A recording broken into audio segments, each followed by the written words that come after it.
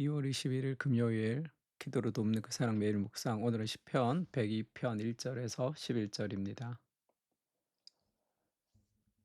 1절에 보면 그 부제가 붙어 있죠. 고난 당한 자가 마음이 상하여 그의 근심을 여호와 앞에 토로하는 기도 이렇게 부제가 붙어 있습니다. 그리고 그 6절에 보면 102장 6절에 보면 나는 광야의 올빼미 같고 황폐한 곳에 부엉이 같이 되어 싸우며 이런 표현이 있죠.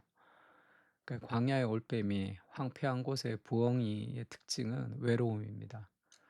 하나님, 나 혼자밖에 없습니다. 내가 정말로 깊은 외로움 가운데 있습니다. 그렇게 기도하는 그의 기도가 지금 실려 있습니다.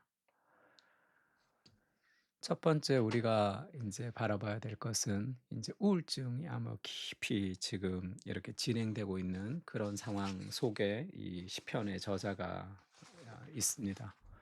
그 신자도 우울증을 겪을 수 있는가? 그래서 우리가 이제 우울증을 겪는 거, 그다음에 이제 공황 장애나 여러 가지 그런 부분들을 뭐라고 할까요? 좀 쉽게 이야기하는 경우도 많죠. 그래서 사람이 자기 자신에게 자꾸 매몰되어 있어서 그런 일을 겪는다. 하나님을 바라보면 그런 것에서 벗어날 수 있다. 그렇게 좀 쉽게 이야기하시는 분들도 있습니다. 뭐 그 말이 무슨 말인지 모르진 않지만 인간의 감정이라는 것은 그렇게 쉽게 이해되고 그 판단될 수 없는 복잡한 감정이 있는 거죠. 오늘 이 시편 기자도 온갖 종류의 고난이 이렇게 적혀 있죠. 그 여호와여 내 기도를 들으시고 나의 부르짖음을 주께 상달하게 하소서. 왜냐하면 내 기도가 하나님께 올라가지 않고 하나님이 듣지 않는다는 생각이 많이 드는 거죠.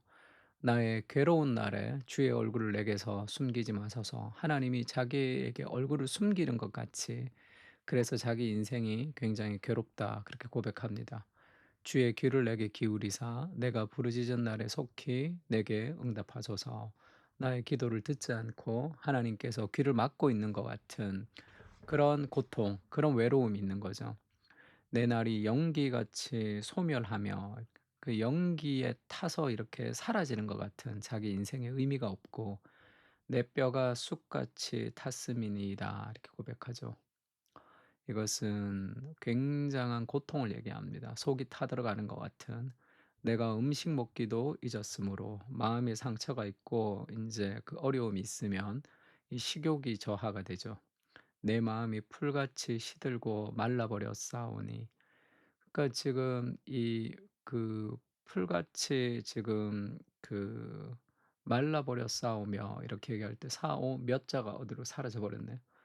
그러니까 풀같이 이 사라져 버렸다는 것은 그가 지금 불면증과 식욕 저하 그리고 굉장히 마음의 그런 감정의 상태가 메마른 상태를 얘기합니다. "나의 탄식 소리로 말미암아 나의 살이 뼈에 붙었나이다." 그러니까 이것은 뭐 굉장히 육체적으로도 음식을 먹지 못하고 살이 뼈에 붙었을 정도로 메말라가는 그의 상황과 정서를 얘기하죠.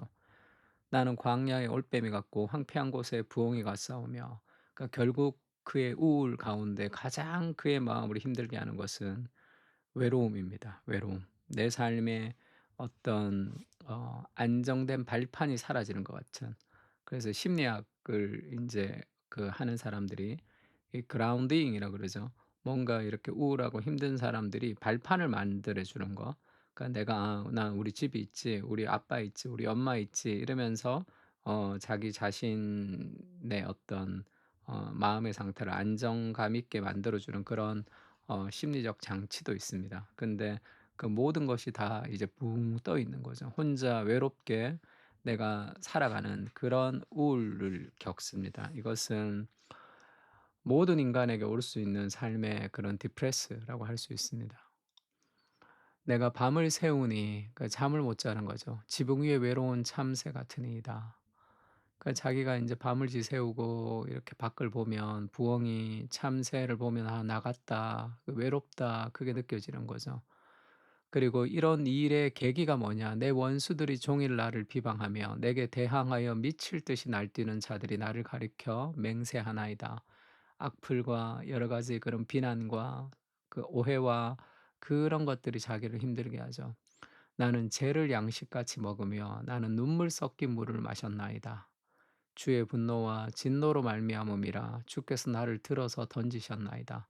그러니까 지금 하나님이 자기를 들어서 던졌다고 생각할 만큼 그렇게 큰 고통 가운데 있는 거죠. 내 날이 기울어지는 그림자 같고 내가 풀의 시듬 같으니이다. 그러니까 풀이 시들어 버리는 것 같다. 자기의 인생이 그렇게 얘기하죠. 그리고 아까도 3 절에도 그런 얘기를 하는데 4 절에도 "내가 음식 먹기를 잊었으므로 내 마음이 풀같이 시들어서 말라 버렸다." 그런 삶의 그런 고통 속에서 그가 기도합니다. 이 두 가지가 이럴 때는 필요한데요. 그러니까 하나님 앞에 기도하는 거 필요합니다. 정말로 외롭더라도 하나님이 내 기도를 듣지 않는다 할지라도 그런 감정을 그대로 하나님에게 토로하는 것은 굉장히 좋은 방식이죠. "힘듭니다. 어렵습니다."라고 이게 감정을 재조정하는 방식입니다.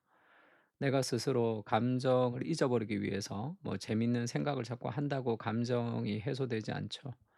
그리고 감정을 폭발시킨다고 막 이렇게 분노한다고 감정이 해결되지 않습니다. 감정을 하나님 앞에 솔직하게 기도하는 게 필요하죠. "하나님 외롭습니다." 그렇게 인제 하나님 앞에 우리의 감정을 눈물로 기도할 수 있으면 그 감정이 그 하나님의 은혜 가운데 우리가 해소가 되는 경우가 있습니다.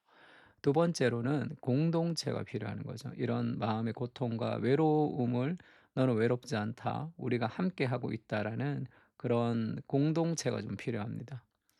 갈라디아서 6장 2 절에는 "너희가 짐을 서로 지라 그리하여 그리스도의 법을 성취하라." 그리스도의 법은 하나님을 사랑하고 이웃을 사랑하는 그 법이죠.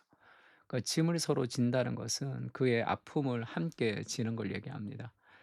그래서 이 개인주의 시대에 가장 힘든 것이 한 가지 있다면 로마서 12장 15절 말씀이 아닌가. "즐거워하는 자들과 함께 즐거워하고 우는 자들과 함께 울라."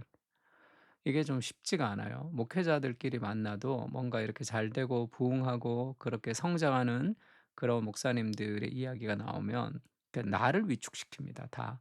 그러니까 '나는 왜?' 그런 식으로 생각하죠. 그를 즐거워하고 그를 기뻐하고 그를 격려하지 못합니다. 자기 자신을 이제 돌아보게 되는 것이 있고 또 우는 자들과 함께 우는 것도 그것도 쉽지가 않죠. 그러니까 즐거워하는 자들과 함께 즐거워하는 거 그리고 우는 자들과 함께 우는 그런 공동체가 좀 필요하죠. 그의 기쁨이 내 기쁨이 되는 그렇게 '우리가 혼자가 아니다.'라는 외로움을 그 공동체와 함께 지는 거죠. 그러니까 바울이 고린도전서에도 그렇게 얘기합니다. "만일 한 지체가 고통을 받으면 모든 지체가 함께 고통을 받고 한 지체가 영광을 얻으면 모든 지체가 함께 즐거워하느니라." 너희는 그리스도의 몸이요 지체의 각 부분이라.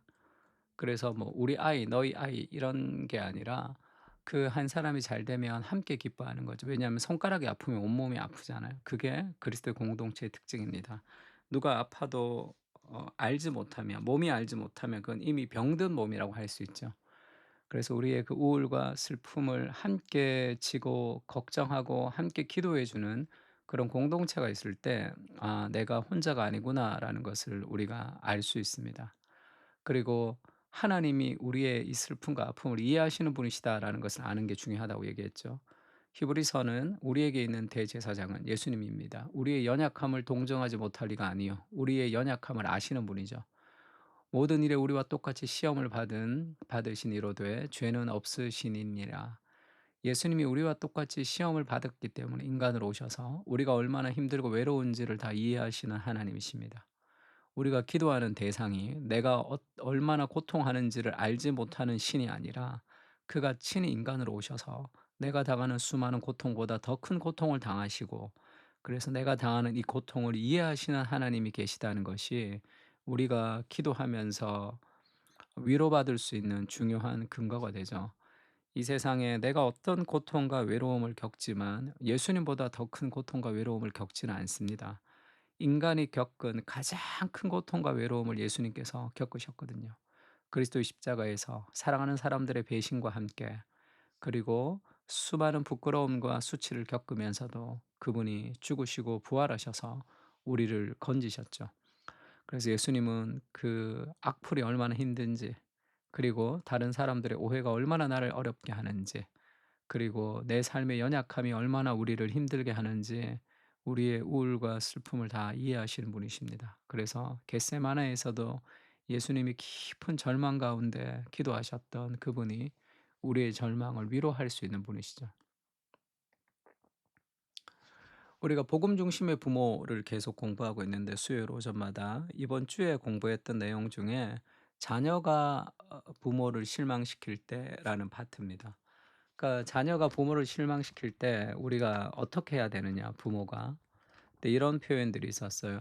자녀가 부모를 실망시킬 때 하늘에 계신 완전하신 아버지도 길 잃고 방황하는 자녀들이 있다는 사실을 기억하는 것이 좋다. 그래서 하나님은 당신의 슬픔을 이해하고 계신다. 우리의 슬픔을 이해하시는 하나님이죠. 하나님이 이스라엘이 돌아오기를 그렇게 바랬는데 이스라엘이 돌아오지 않습니다. 예수님이 마태복음에 그렇게 얘기하죠. 암탉이 그 새끼를 날개 아래 모음같이 내가 내 자녀를 모으러 한 일이 몇 번이더냐. 그렇게 예수님이 그 슬픔을 표현하시는 그 모습을 보면서 우리의 고통과 우리의 아픔을 이해하시는 분이시다라는 것을 우리가 알 수 있습니다. 그리고 히브리서도 "내가 결코 너를 버리지 않고 너를 떠나지 아니하리라." 이런 말씀 있죠. 이런 말씀을 기억하면서 이 우리의 외로움 속에서도 하나님 우리와 함께 하신다는 것을 기억하는 것이 좋습니다.